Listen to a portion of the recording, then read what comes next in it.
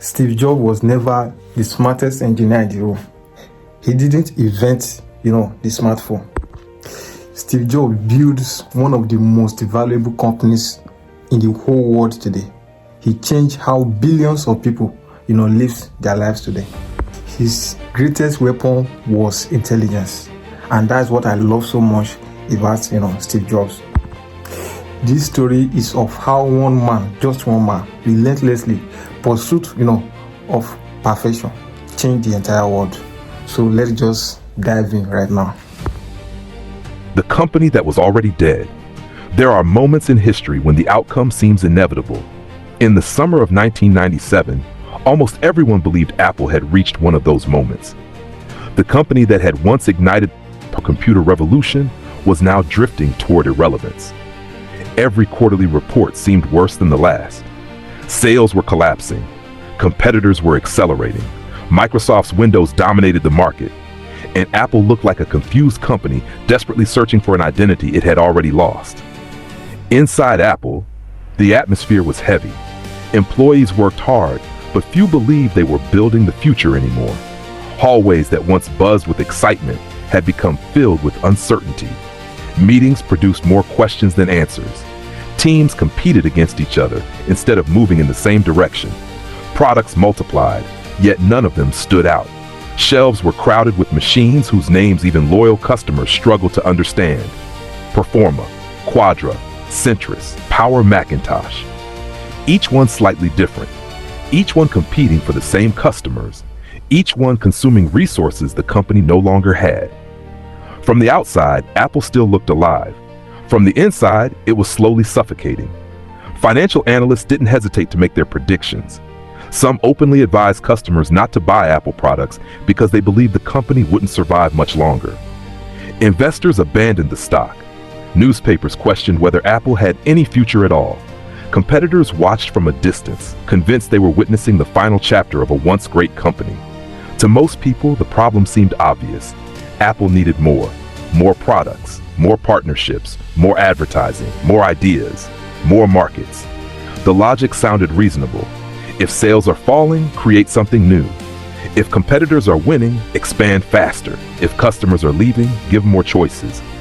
It was exactly the advice most companies would have followed.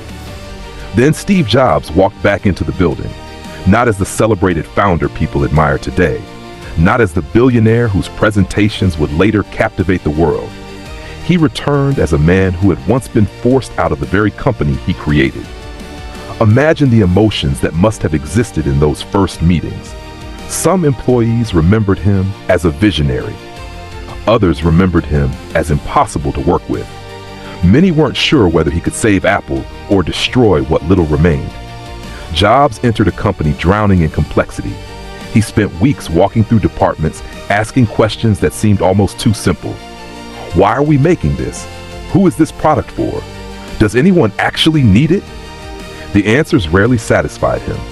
The deeper he looked, the more he realized Apple wasn't suffering from a shortage of talent. It was suffering from a shortage of clarity. This is one of the most misunderstood truths about failure. Most people believe failure happens because people stop working. More often, failure happens because people stop knowing what truly matters. Effort without direction creates exhaustion, not excellence. Apple had thousands of intelligent employees. Engineers worked long hours. Designers poured themselves into new ideas. Executives attended endless meetings. Everyone appeared busy. Yet the company continued moving closer to collapse. Busyness had replaced purpose. That mistake isn't unique to billion-dollar companies. It quietly destroys millions of lives every year. Look at the average person today. Their calendar is full. Their phone never stops vibrating. They answer emails while watching videos. They begin reading one book before finishing another. They purchase online courses they never complete. They chase 5 different goals simultaneously. At the end of every week, they're exhausted. But when asked what meaningful progress they made, silence. The modern world has created an illusion that activity equals achievement. Steve Jobs saw through that illusion almost immediately. One afternoon, he gathered Apple's leadership team into a conference room. The walls were covered with product charts, dozens of devices, dozens of projects, dozens of possibilities. Executives expected another discussion about expansion. Instead, Jobs walked to the whiteboard. He drew a simple square, nothing more. 4 boxes: consumer, professional, desktop, portable. Then he looked around the room and asked a question that would change Apple's future forever. If we could build only 4 products, which 4 should they be? The room fell silent. It sounded ridiculous. Apple was producing dozens of products. Jobs wanted 4. To many executives, this felt reckless. Entire divisions had invested years developing machines that would soon disappear. Careers were tied to those products. Teams had sacrificed weekends and holidays bringing them to life. Now one man was suggesting they erase almost everything. From the outside, it looked like destruction. In reality, it was surgery. Sometimes saving something requires removing the parts that are killing it. That principle applies far beyond business. A healthy tree grows stronger because dead branches are cut away. A sculptor creates beauty by removing stone. A photographer improves an image by cropping distractions. Creation often begins with elimination, but elimination is emotionally difficult. Why? Because saying no feels like losing opportunity. Human beings naturally fear missing out. We convince ourselves that every possibility deserves attention, every invitation, every business idea, every side project, every trend, every notification, every opportunity whispers the same lie. What if this is the one? So we keep saying yes. Yes to new commitments. Yes to distractions. Yes to things that feel urgent but aren't important. Slowly, our attention becomes fragmented, and fragmented attention can never produce extraordinary work. Steve Jobs understood something that neuroscience would later confirm. Attention is finite. Every decision consumes mental energy. Every commitment occupies cognitive space. Every unnecessary responsibility quietly steals resources from something more valuable. Focus isn't simply about concentration, it's about subtraction. That realization became Apple's greatest competitive advantage. Jobs didn't save the company by asking, what else can we build? He asked, what can we stop building? That question sounds simple. It isn't, because removing things requires courage. Adding feels productive.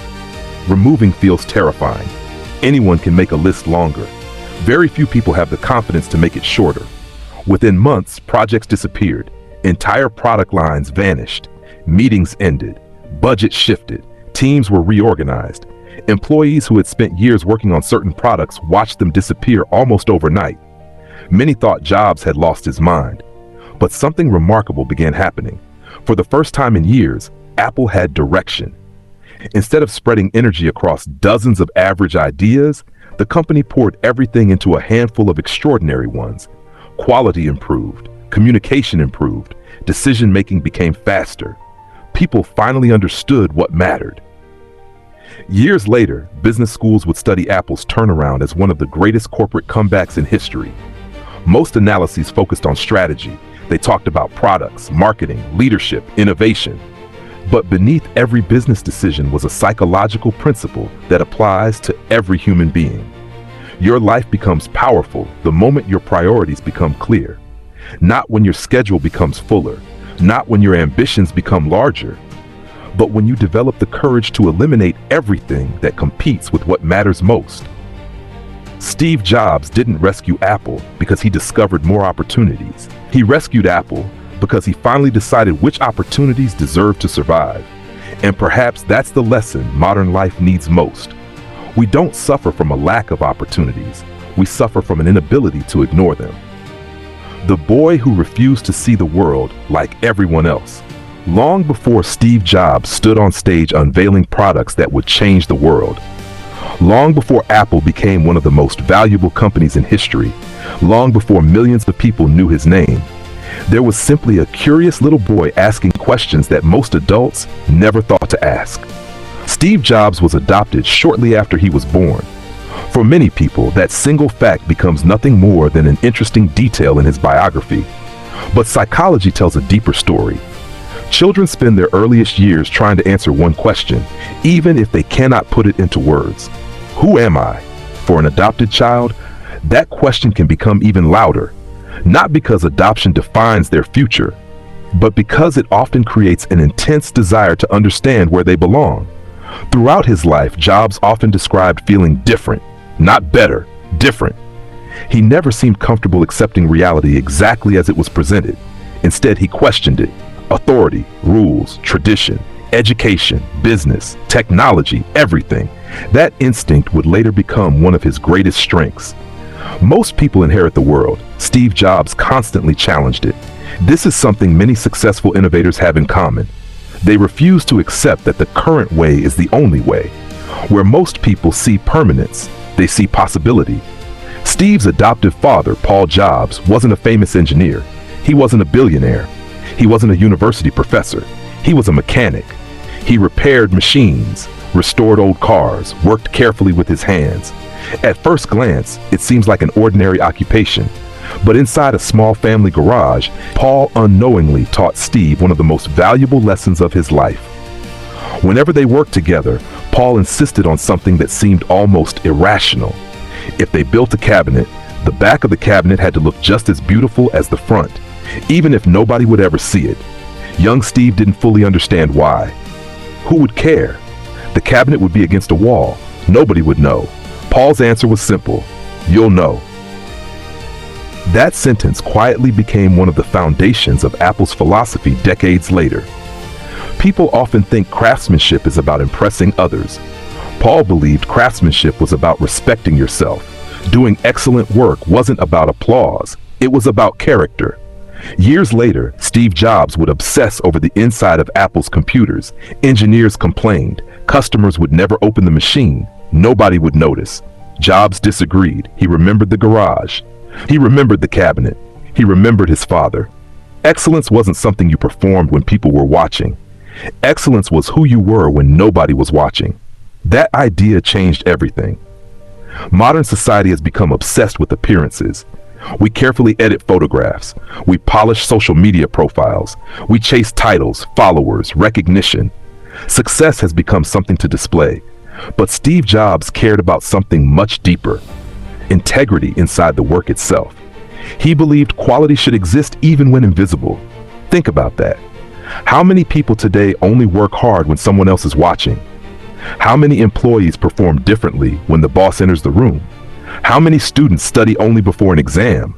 How many creators produce work designed only to attract attention instead of lasting value? Steve Jobs learned something incredibly rare at a young age. The invisible parts determine the visible result. That principle extends far beyond products. Character works the same way. Nobody sees your private discipline. Nobody applauds your preparation. Nobody celebrates the lonely hours spent improving yourself. But those invisible habits eventually become visible success. As Steve grew older, another pattern began to emerge. He became fascinated with subjects that seemed completely unrelated. Electronics, music, literature, calligraphy, design, Zen Buddhism, business, philosophy. Friends often described him as restless. He moved between interests quickly. Traditional education struggled to understand students like him. Schools reward specialization. Choose one subject, master it, stay focused. Steve Jobs' mind refused to operate that way. He collected ideas from completely different worlds. At the time, this looked scattered. Years later, it looked visionary. One of the most famous examples came after he dropped out of Reed College.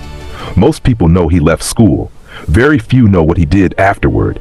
Instead of disappearing, he continued attending classes that genuinely interested him.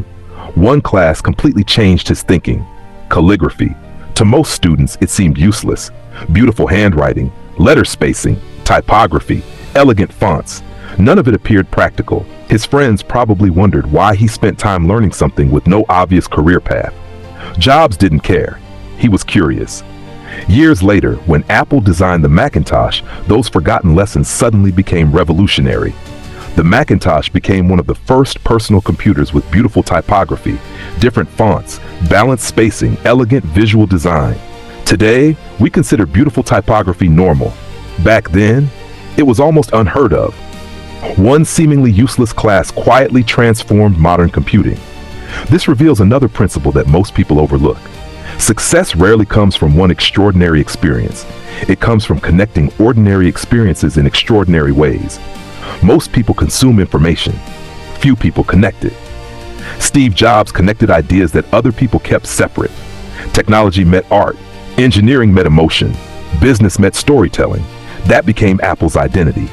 Psychologists often describe creativity as the ability to connect unrelated concepts. Steve Jobs embodied this definition almost perfectly. He once said that creative people simply connect things. That sounds simple, but it changes the way we think about intelligence. Many people believe intelligence means knowing more. Jobs believed intelligence meant seeing relationships other people miss. Imagine two people reading the same book. One finishes with information. The other finishes with inspiration. The difference isn't the book, it's the connections their mind creates. Modern life makes this increasingly difficult. Algorithms constantly decide what we see. Social media feeds us more of what we already believe. We become trapped inside intellectual echo chambers. Steve Jobs actively resisted that. He sought unfamiliar ideas. He believed innovation happened where different worlds collided. Maybe that's why Apple never felt like a typical technology company. It wasn't. It was a company standing at the intersection of engineering, psychology, art, and human emotion. That intersection became its greatest advantage. There was another trait that made Steve Jobs different. He hated average, not because he enjoyed criticizing people, but because he genuinely believed human beings were capable of far more than they accepted. When someone said, "This is good enough," Jobs heard something completely different. "This is where improvement stops." That phrase irritated him. He believed good enough quietly destroys greatness. This is uncomfortable because most of us settle without realizing it. We settle into routines, into careers, into relationships, into habits. Not because we lack potential, but because comfort slowly convinces us that improvement is optional. Steve Jobs never accepted that. To him, excellence wasn't an occasional achievement. It was a daily expectation. And expectations quietly shape behavior. The standards you accept today become the limits you live with tomorrow. That is why Jobs demanded so much, not only from others, but from himself. His relentless standards inspired extraordinary work. They also created conflict, frustration, and impossible pressure. The same obsession that would eventually build Apple into a global icon was already taking shape. But obsession is never free. Every extraordinary strength carries the possibility of becoming an extraordinary weakness. Steve Jobs hadn't learned that lesson yet. Soon, the very qualities that made him brilliant would also become the reason he lost everything he had built. And that failure would become the turning point that changed both his life and the future of Apple forever. The day Steve Jobs lost everything. By the mid-1980s, Steve Jobs had already achieved what most people spend a lifetime chasing. Apple had become one of the fastest growing companies in America. The Macintosh had captured the world's imagination.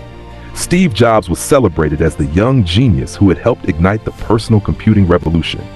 From the outside, it looked like he had everything: money, influence, recognition, power. But success has a dangerous habit. It amplifies the parts of our personality we haven't learned to control. Steve Jobs demanded excellence from everyone around him. He challenged engineers relentlessly. He questioned designers over details most people couldn't even see. Meetings became intense. Deadlines became brutal. Expectations became nearly impossible. Some employees described working with him as the most inspiring experience of their careers. Others described it as exhausting. Both were true. Jobs had an extraordinary ability to see possibilities that other people couldn't imagine. But vision alone doesn't build companies. People do. And leading brilliant people requires more than seeing the future. It requires earning enough trust that others are willing to build it with you. This was the lesson Steve Jobs had not yet mastered. As Apple grew larger, the company became more complex. Running a startup and running a global corporation are completely different challenges. A small company can survive on passion. A large company depends on structure, processes, communication, stability. Jobs understood products better than almost anyone, but managing an expanding corporation required skills he was still learning. The Apple board believed they needed someone with experience, someone who had already managed a billion-dollar business, someone who could transform Apple's explosive growth into long-term stability. That search eventually led to John Sculley, then president of PepsiCo. Sculley wasn't a programmer. He wasn't an engineer. He was a marketing executive with a reputation for building brands. Steve Jobs personally convinced him to join Apple with one of the most famous questions in business history. Do you want to sell sugar water for the rest of your life, or do you want to come with me and change the world? It wasn't simply a clever line. It revealed how Jobs viewed work. To him, business wasn't just about revenue. It was about meaning. He believed products could change how people lived, communicated, created, and imagined the future. That belief inspired people. It also created enormous pressure, because when every decision feels like it might change the world, compromise becomes almost impossible. At first, Jobs and Scully worked well together. Each brought strengths the other lacked. Jobs supplied vision, Scully supplied operational experience. But beneath the surface, two completely different philosophies were beginning to collide. Jobs believed extraordinary products justified extraordinary risks. Scully believed predictable systems protected the company's future. Neither philosophy was completely wrong. The problem was that both men believed they were completely right. This is one of the greatest dangers facing leaders. When conviction becomes identity, disagreement starts feeling like betrayal. Psychologists call this ego attachment. It happens when people stop defending ideas and start defending themselves. The moment that happens, conversations become battles instead of collaborations. Apple slowly became divided. Executives chose sides. Meetings became tense. Trust began disappearing. The company wasn't simply arguing about strategy anymore. It was experiencing an identity crisis. Who was Apple supposed to become? A company driven by revolutionary vision, or one guided by predictable business discipline? That conflict would eventually reach its breaking point. In 1985, the board met to decide Apple's future. The room was filled with some of the most influential people in the company. Careers, billions of dollars, the future of Apple. Everything rested on the decisions made inside those walls. Steve Jobs entered believing he could regain control. Instead, he walked out having lost it. The board sided with John Scully. The founder of Apple had effectively been removed from the company he helped create. Imagine that moment. Imagine building something from nothing, working day and night, sacrificing relationships, pouring every part of your identity into one mission. Then waking up one day and realizing you no longer belong there. For many people, this would have been the end. Their confidence would have shattered. Their ambition would have disappeared. Their story would have quietly faded into history. Steve Jobs later admitted he felt publicly humiliated. He felt he had let down the generation of entrepreneurs who believed in him. He even considered leaving Silicon Valley altogether. For months, he wandered emotionally. Not because he lacked money, but because he had lost something much deeper: purpose. This is something modern society rarely talks about. People think success protects you from identity crises. Often, it creates them. When your entire identity becomes attached to one role, one company, one achievement, losing it can feel like losing yourself. Many athletes experience this after retirement. Entrepreneurs experience it after selling companies. Artists experience it when public attention fades. The world sees someone changing careers. Internally, they feel like they're mourning the death of who they believed they were. Steve Jobs stood at exactly that crossroads. He had two choices: spend the rest of his life trying to prove Apple had made a mistake, or become the kind of person Apple would one day need again. He chose the second path. That decision changed history. Years later, Jobs reflected on this period with remarkable honesty. He said something that almost sounds impossible until you've lived through failure yourself. Being fired from Apple was the best thing that could have happened to me. Most people hear that sentence and assume it's optimism. It wasn't. It was perspective. Failure had removed the crushing weight of success. For the first time in years, Jobs no longer had to protect his reputation. He no longer had to defend past decisions. He no longer had to satisfy shareholders. He was free to experiment, free to fail again, free to become a student instead of pretending to have all the answers. This is one of the strangest paradoxes of achievement. Success often makes people cautious. Failure often makes them fearless. When people have everything to lose, they stop taking bold risks. When they lose everything, they discover they still have the ability to begin again. That realization became Steve Jobs' greatest advantage. Most people think reinvention begins by changing their circumstances, a new job, a new city, a new relationship, a new business. But real reinvention starts much deeper. It begins by changing the person who enters those circumstances. Steve Jobs didn't need another company. He needed another version of himself. The young visionary who had built Apple with instinct alone was gone. The man emerging from failure would become more patient, more strategic, more aware of his own limitations. He would never completely lose his intensity. That fire remained, but failure had done something success never could. It had humbled him, not enough to weaken his ambition, enough to refine it. And refinement is often what separates extraordinary talent from lasting greatness. The world believed Steve Jobs had reached the end of his story. In reality, the most important chapter had only just begun. Because while everyone else saw a fallen entrepreneur searching for relevance, Steve Jobs quietly began building two companies that would reshape not one industry, but two. One would revolutionize animation. The other would unknowingly become the foundation for Apple's greatest comeback. History often hides its biggest victories inside moments that look like complete defeat, and Steve Jobs was about to prove exactly that. When Steve Jobs walked out of Apple in 1985, the world believed it had witnessed the end of a remarkable career. The headlines focused on what he had lost. Very few people stopped to ask what he might become. History has a strange way of disguising new beginnings as painful endings. While the business world moved on, Steve Jobs quietly started over. Not with another giant corporation, not with endless investors waiting to support him. He began with a blank page. He founded a new company called Next. From a business perspective, Next was often described as a disappointment. The computers were beautifully designed, remarkably powerful, and years ahead of their time. But they were expensive, too expensive for most customers. Sales remained limited, and critics were quick to label the company a failure. To many observers, Steve Jobs had proved that Apple had been his only success. But they misunderstood what was happening. The greatest value of Next wasn't the computers it sold. It was the ideas it created. The software developed at Next would later become the technological foundation for Apple's future operating systems. In other words, what looked like failure was quietly building tomorrow. This is one of the most overlooked truths about success. Sometimes the work that appears to go unnoticed becomes the very thing that changes your future. Not every season of life is meant for applause. Some seasons exist only to prepare you for opportunities you cannot yet see. Modern culture struggles to accept this. We expect immediate results, instant growth, instant recognition, instant validation. If something doesn't succeed quickly, we assume it never will. Steve Jobs understood something different.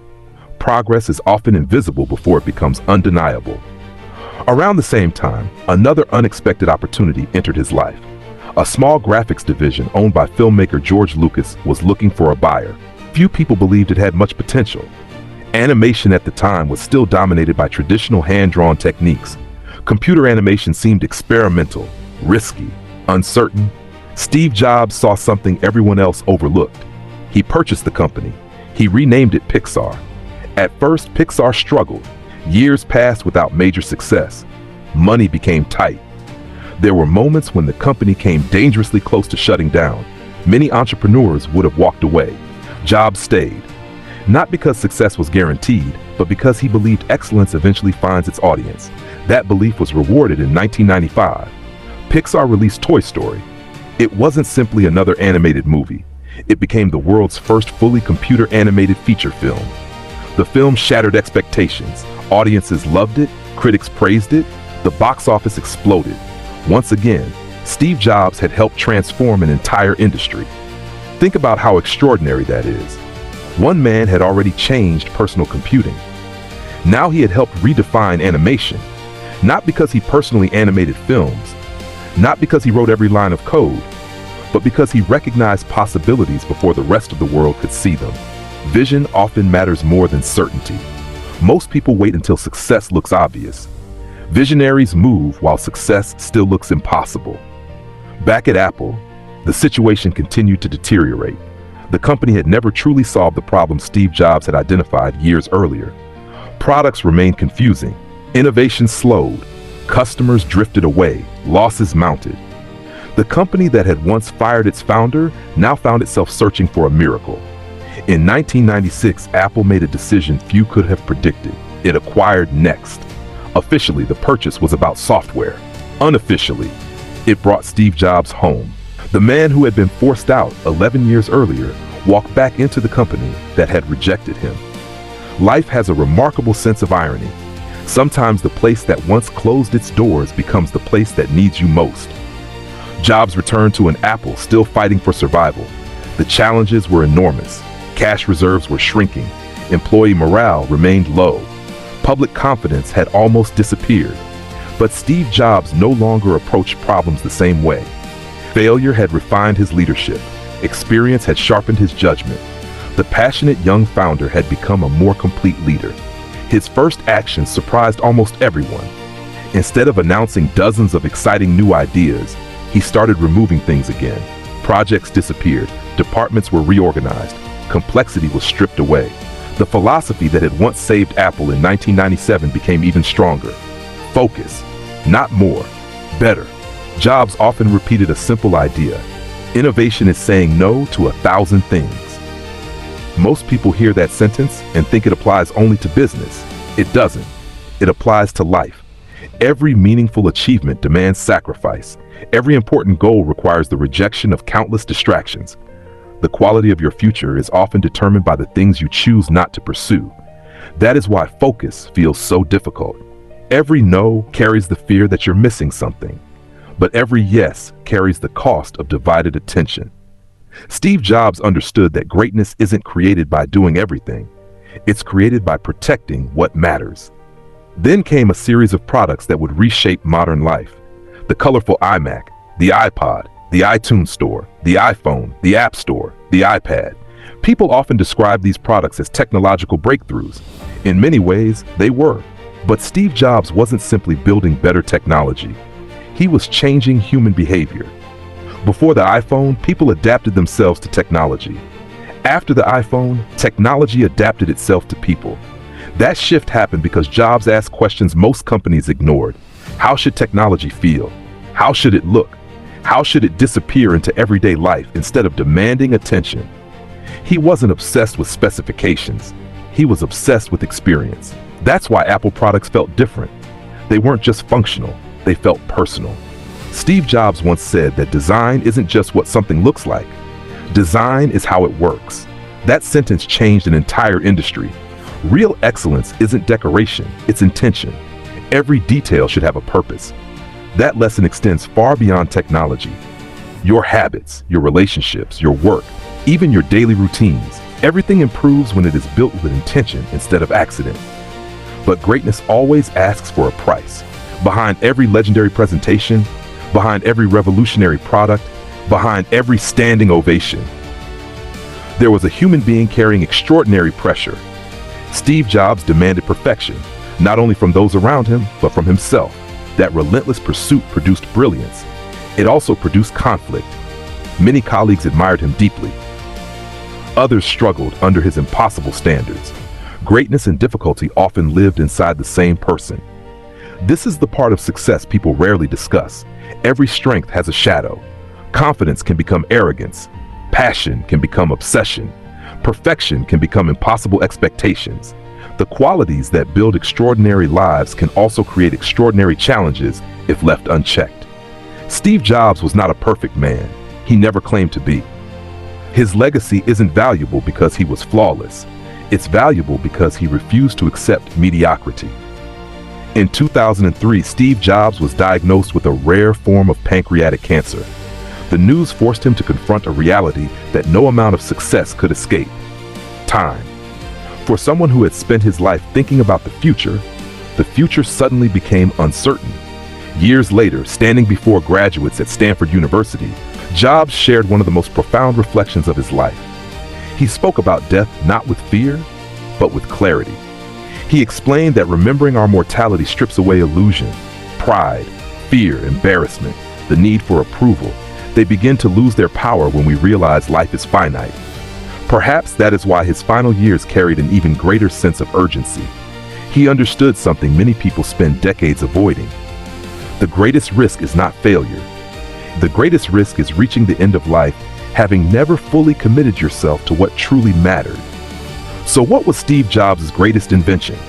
Many people would answer the iPhone. Others would say the Macintosh. Some would argue it was Pixar. I believe they're all looking in the wrong place. Steve Jobs' greatest invention was a philosophy, the belief that simplicity is more powerful than complexity, that craftsmanship matters even when nobody is watching. That saying no creates more value than saying yes to everything. That curiosity is more valuable than certainty. That failure is not the opposite of success. It is often the path that leads to it. And above all, that ordinary people are capable of extraordinary things when they refuse to settle for ordinary standards. The world remembers Steve Jobs for the products he left behind, but products eventually become outdated. Technology evolves. Devices are replaced. What never becomes obsolete are the principles that created them. Tonight, somewhere, someone is working late on an idea everyone else believes is impossible. Someone is questioning the way things have always been done. Someone is choosing quality over convenience, focus over distraction, purpose over popularity. Perhaps that's how every great story begins, not with certainty, but with one person who refuses to accept that the world must remain exactly as it is. Steve Jobs once chose that path. The question is, will you?